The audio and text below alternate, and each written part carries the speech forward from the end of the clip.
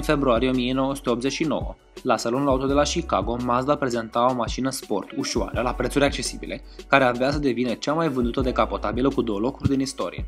Prima generație a modelului MX-5 a trecut prin 7 ani de proiectare, inginerie și testare puternic criticate înainte de a primi unda verde pentru producția în masă. Propulsat de un motor de 1,4 litri cu 4 cilindri în linie, ce dezvolta 114 cai putere, acesta permitea o accelerare de la 0 la 100 km/h în 9,1 secunde și o viteză maximă de 183 km/h.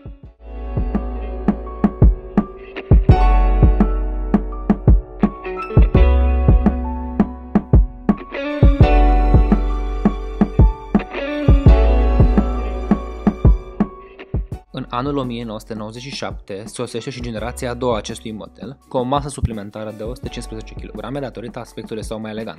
Propulsorului de 1,6 litri i s-a alăturat un nou motor de 1,8 litri de 140 de cai putere pentru a contracara greutatea suplimentară. 7 ani mai târziu, a treia generație Mazda MX-5 a fost prezentată la salonul auto de la Geneva, suferind o revizuire completă. Modelul prezenta un aspect mai agresiv, în timp ce încă mai păstra câteva elemente de la designul original. Mazda a renunțat la motorul de 1,6 litri în favoarea unui motor entry-level de 1,8 litri, în timp ce cel de 2 litri dezvolta 158 de cai putere și acum era disponibil cu o cutie de viteze manuală cu 6 trepte.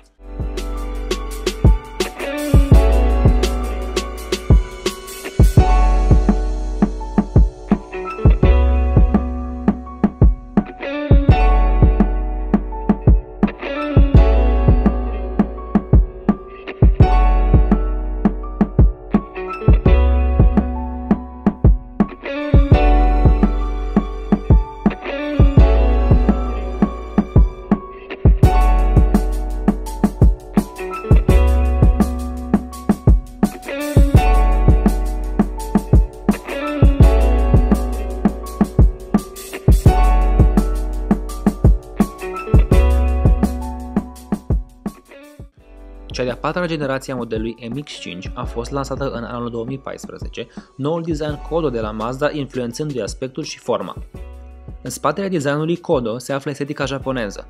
Noile modele evită curvele complexe, utilizând în schimb linii simple, curgătoare, folosite pentru a crea un aspect dinamic. Constructorul japonez susține că acum modelele sunt mai pure și rafinate din punct de vedere estetic.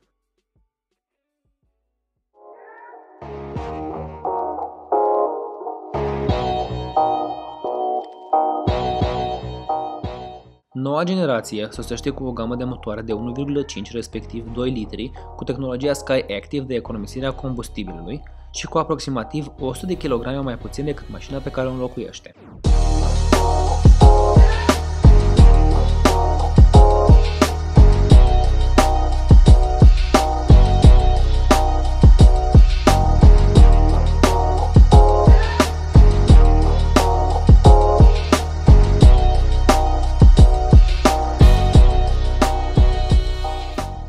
Un centru de greutate mai jos au ajutat-o să recupereze o parte din flerul dinamic pe care mulți îl considerau că lipsea din a treia generație a acestui model. Acum Mazda, cu programul său de inginerie SkyActiv în plină desfășurare, insistă că a revenit la vechiul șablon.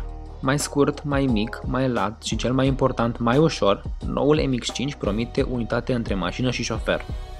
Mărimea și greutatea au fost preocupări pentru inginerii proiectului. Nimeni nu ar descrie originalul MX-5 ca fiind mare, cu toate că noul model a fost scurtat cu încă 55 de mm.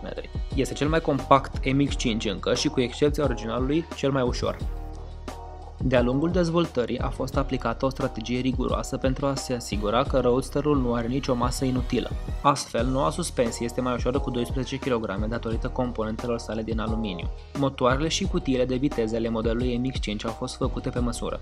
Motorul pe benzină SkyActiv G de 1,5 litri, înrudit cu cel din hatchback-urile Mazda 2 și 3, primește o revizuire a axei cu came, un arbore cotit personalizat și o turație maximă de 7500 de rotații pe minut, în timp ce versiunea de 2 litri adaugă o volantă și pistoane mai ușoare. Pentru cei familiarizați cu MX-5, noul interior ar trebui să impresioneze datorită prospețimii sale. Arhitectura este similară cu cea din Mazda 2, ceea ce este un lucru bun pentru că aceleași caracteristici de design funcționează la fel de bine și aici. Acest MX-5 este perfect pentru a stârni emoție și a-ți acapara entuziasmul, nici nu contează viteza de deplasare. Sunetul evacuării, schimbările de viteză și manevrabilitatea acestei mașini ne fac să ne bucurăm de fiecare metru parcurs cu această bijuterie. Absolut fiecare element al acestei mașini pare a fi gândit strict pentru plăcerea de a conduce și datorită acestui lucru, noul model de MX-5 pare să nu aibă momentan concurență în clasa în care este lider detașat.